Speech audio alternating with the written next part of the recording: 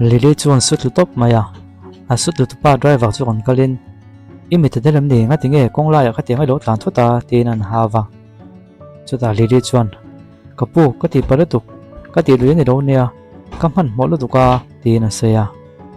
iman mo view ni pon kongpuya chon tlan to ni nem khoi mo itaksa na em kan lo en siang nge antia damtoina ka fa khoyang che anti chuan damtoina ka kal don lo kal tong pe mo tak me ka nei no ti boy so tin no pangte Lili chu atlan le nga ta wang maya chuan Vans company lama chuan avakal ta ni amuna vathen chuan receptionist ne na chuan kapi khong etakin bi Vans si ka mu nga langai nia avatia receptionist chu an kal na ya bi Vans si mui du mo appointment te nei em anti chuan ai nei do engi appointment chu tuna hian siam chop tu an ni antia receptionist no chuan boite apoi hle mai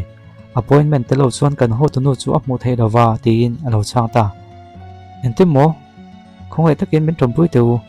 ho tu nu chu ka mu nge nge ngai nia anti chuan receptionist no hian ka trompui tu lo che po ni dawa ma se kan kal phone nia appointment te lo chuan tu ma mu thei le nem chu dawa voina hian kan pi chu company hian a online ni dawa thilpui mo ti na chuaka tin an soya ani chuan tinge ka ti ta khang antia a drop ta ni chuta receptionist no hian ka trompui tu lo che po ni dawa kan company kal phung ka khil che ni chu ti chuan tia sevia han tum chuan Lili chu a thing thit an hok maya khong ai takin ho tu no ba chu min mo tiu kham teu thilpui mo tak mai sei tu ka neya khong ai takin tin an ngen le ya receptionist no chuan enga tinge mo ka thu sei chi khre thiam thei lo le mo tiu tu che po ni la tu na chuan amau lo i chuak lo ni chuan security ka ko wangai don nia a han thia ni lo ka chuak thei lawang tin anin na ko buai deuh ta midang lo ho po chuan en tia ti chinga man le no pong mai nia pon lama sun chho ti ko vat mai tu lo mo le ti ten an lo soya zai ji ko chuan pon lama hot chuak tu te chuan an lo tia chutia am buai deuh le le lai chuan mi pakhat lo kalin en thil nge thlang ta tin an lo soi ta ni ole dam doin lampang lo lang ve le ya Miss Vans po chuan mi thi nian sei chu mel mu ngei tumin a kho na puan chu a han hlima ma se nurse chuan kapi yom dan to chu kan khathiam khop mai ma se chu hospital ania chu wang chuan kan ha tho tu hi min ti boi hi ram che ro ni tin alo soya nurse no khathiam ang che kan pi hian a fanu hi zong mu ve chawa tuna he teng hian a thi ni ti a khode boxia chu wang chuan a in sum zo lo ni ye khong ai takin en lo khathiam pham don nia alo tia Miss Vans po chuan nie ka fanu hi a top nam voi khat mule ka du mai nia chu wang chung khong ai takin ka dil le chu min ti lo thin saka ngai ni hian ti chuan nurse chuan ani chuan voi khat chi a mer i mu kam phal sakang buanai ro siam me song che an tia chu ta le pe Vans chuan an khona puan chu a han lim sana mel chu a han enta chu ta le a mel a han hu chi mai chu a be se ang lo dai alo ne ya a fanu zong alo ni lo po ani mai thei ole he ta company lampang lo lang ve le ya Mr Davis alo kala Mr Davis heme chno pangte hi khoi tong lo kal nge ni po kan khalo pi be mu a kan tuma ma se ram lo thu kan soya ma se kan thu sei chu oi du tat lo maya a han ti chuan Lili chu kan tong chuak ve le ya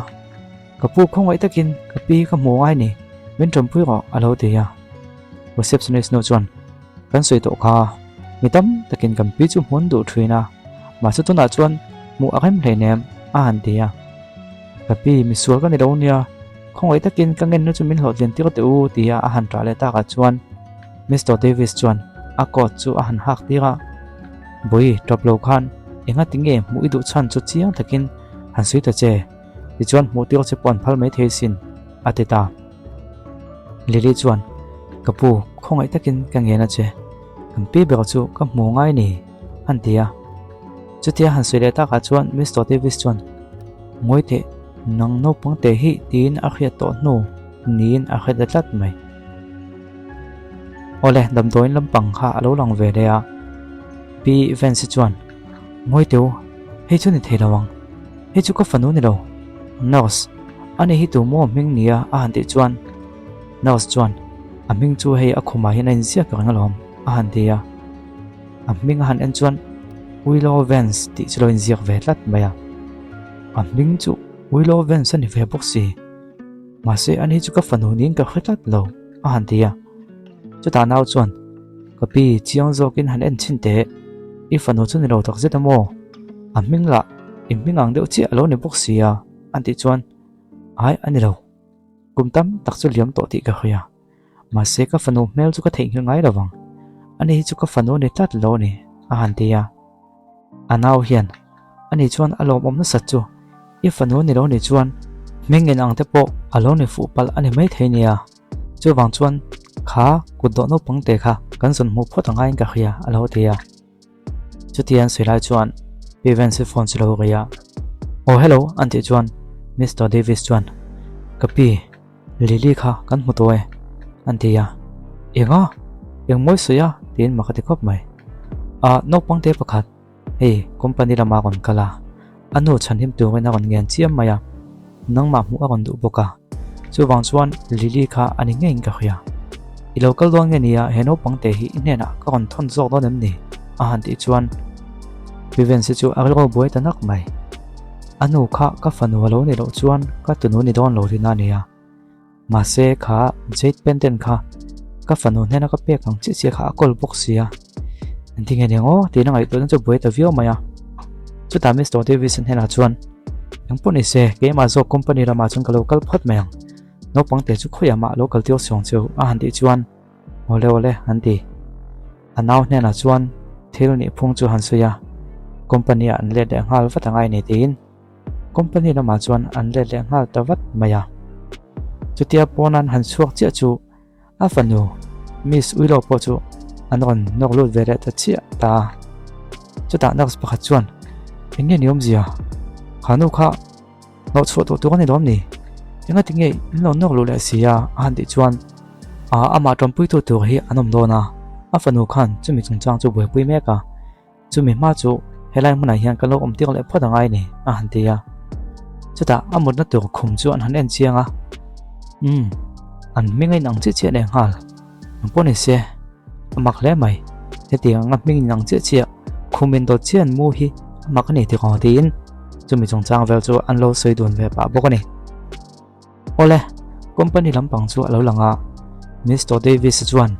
no pang hena chuan boi kha he hi in te che I taksa avot lu tukange han tia ole kapu hey thutnak lo ti bal vek maya oi ka ti khop mai ka ti tu ka ti zo vele ka ti fai sak le vek don chonia han ti chuan hangai le nem khami ti fai tu to chu midang an omlom kha hi in wa to ani lo chuanin khritlang e kai pal hlowange inu la dam doina aum pok sia nang tal chu in ankol thatangai nia an ti chuan nie anu dam lo boxi ke ankol angai chu wang chuan ke ankol thatangai ni tin angai tua in tu chu han la kapu kolom lu to ke o tin a han ina chu ta le Mr Davis chuan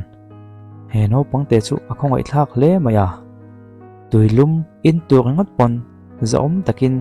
lom thomin khil thlap pania no pangte kuddo anti thin khani mo awan khongai thlak e mo tin angai tua ni ti hian lo ha ka reng la khoya ma lo kal lo la kan pi chu a kon thleng trep tua kan pi chu fel tak mai nia tong kam thalo I mang lo nga ti chuan a tam pui du me the che nia an tia chu ta le Miss Vance te po chu an kon lut ve ngal ta ni Miss Vance I lo thang ta mo an han tia ti chuan Miss Vance chu kon hoi phaya no pangte lidi chu kon kal phei kapi a to pa chuan kan mu thei ta awan lo mom ta kem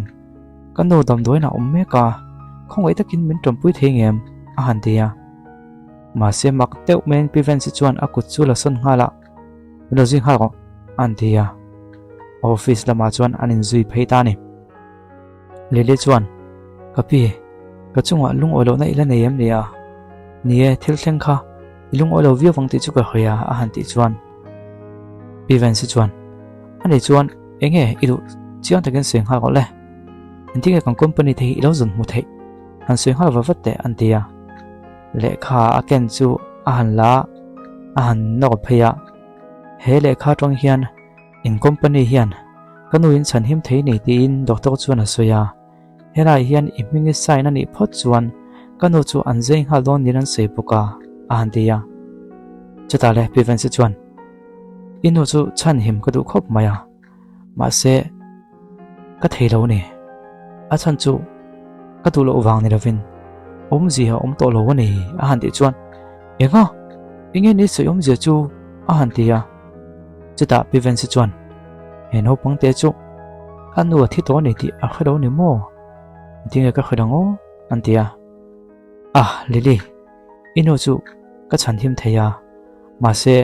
thil pakhat soida ka do ni do sei mi ravin an ti chuan engma dot ka sei ngai theinem sei ro an ti chuan jay pendant chu kan pho chuaka ka zo tu chu hei hi ni he thil hi khoi tonga inei nge ni an sei te le ateta jay pendant hi mo tin a han khoi do na ma se a khoi ngam lo le deu kapi he jay pendant hi iduem nia idu ni pho chuang ka pete yang che ma se kanu min chan him sakla chu ka du ve ni a han tia chu ta le helaya naw hian iwa han are utak kan pi te hi chuan poisa tam tak ane ya i jet pendant hi enga tan nge ti nga an tia ai chu tiangin ka soina pon ni lova he jet pendant hi pe ka du hum khoi malom chu lova kanu min chan him sak thei chuan thil dang pek tu ko nei si lova a han tia hatiang khan do seivel su enga tinge lem chan zia an ti chuan lem ka chong he nem an tia miss cable atok to khatianga ti vakha atul lem love a kon ti boi he jet pendant hi ka du mi lova ka khre du zo chu he jet pendant hi khoi tongin ngei nei chu ka khadu ni an tia kapi min zo jing to hle mai ma se ka soyang khan he jet pendant hi kanu in min pe rom kanu min pe kania ama pon ko se to kha a han ti chuan a thin rim lo tok chu an tho to hloi mai enga tinge to thi da sui chawa a kon ti naw po hian boi do se to su kan ti kha tin a han nok deu nok maya he tiang do ti se hang chuan kan ram pu the lawang che an ti zuya dot ka sui theinem dot ka sui mi lo an ti ya ani chuan han sui te le entinge he jet pendant hi inu chuna nei theya oi om lo lutuk a chan chu he jet pendant hi ka ta ni ya ka fan hu ne na ka pe kan ya lom a han ti ya chu ta le no pang te chi kon tho chuaka he jet pendant hi nang ma ta ni lo ano ta ni hi anu min pe lom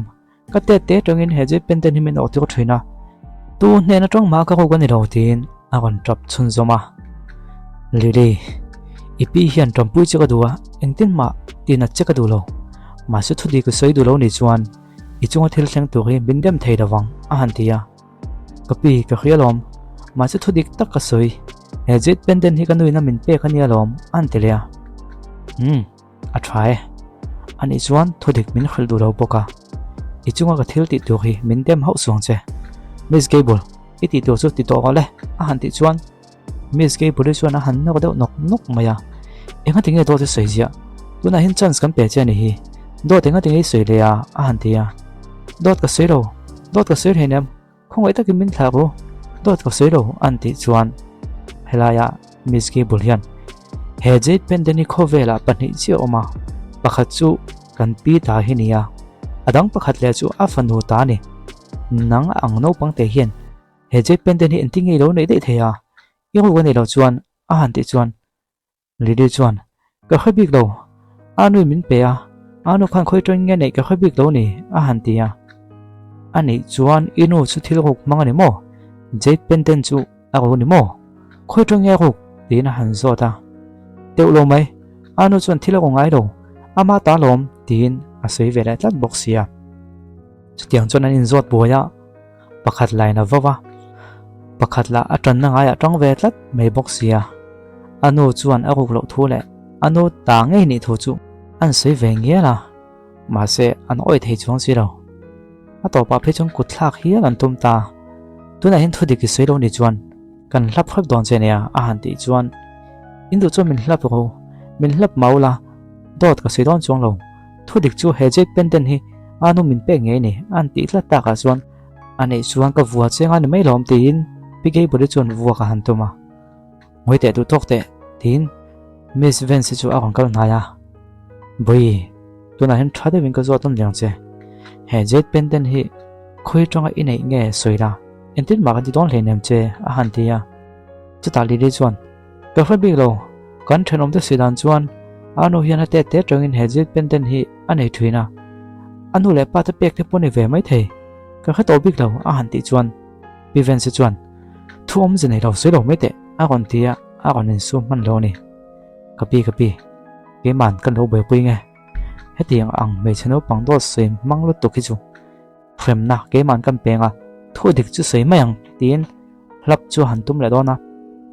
ma se lili chuan akuta chuan ase saka dot ka sei lo ka ti chu tin he pike buli hian anok thodeu thoi maya min se ngam ko ti a han ti chuan kan no chan him na to ni chuan eng po ti ka in huam chuan dot ka sei lo bok a han ti ya inu se ve khamo tuna hian e dam doina tia sei han tum chuan piven se chuan lokin buana I thlen hem le mai tuna hin thodik soila ti chuan kan thampui don che rom inga tinge buana siam je la a han ti chuan athu sei chu do da ni lo min oi go an tia chu ta le liri ba na thonga thi sen ron chuak chu piven se chuan an mu chuan inga tinge I ban kha athia a han tia doctor te sedan chuan voina hian kha le kha khani ming sign ka ne nga ya ti chuan ka nu chu an sai thedon nin an soya chu wang chon man mo takin kalo tlana ka tlan chaklu tuga motor pakhati min sung he nge ya chu wang alom khongai takin heta hian min sign sakula ti chuan ka kal le mai nge ka nu chu en kol ani theinga khongai takin chu min ti sakula elai mun atong hin ka chuak le ha lo watang ti na han ngen non le ya chu tiang en tak lam lo ma chuan piven si po chu akal ko chu boi ve to tanak mai antinge ka tiang o te nei ngai to thawang wang maya ma se le kha chu aben tlak sak le ta chok maya chan zwai tam taka pe chia ma chu thodik min lo khel du chuang lawa tuna chuan champui theina chaka nei tlat lo min kha thiam don nia a han tia chuta le anaw po hian khati dei to tung halong ko pi achunga zangai na kan lan tira umngai na khalo ni hi a han tia piven si po chuan amak ka ti le mai inu chan him nam po thodik min khel du ro nia thodik tak chu soirang chuan inu chu kan chan him mai tu ania